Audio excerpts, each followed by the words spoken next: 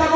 আমার লক্ষ্য ঠিক করতে হবে, এই ভূখণ্ডে ইসলাম প্রতিষ্ঠা করবার জন্য, ইসলামী বিপ্লবের জন্য, অভ্যুত্থানের জন্য পাঠচক্র করতে হবে, বুদ্ধিভিত্তিক কাজ করতে হবে, পরিকল্পনা করতে হবে।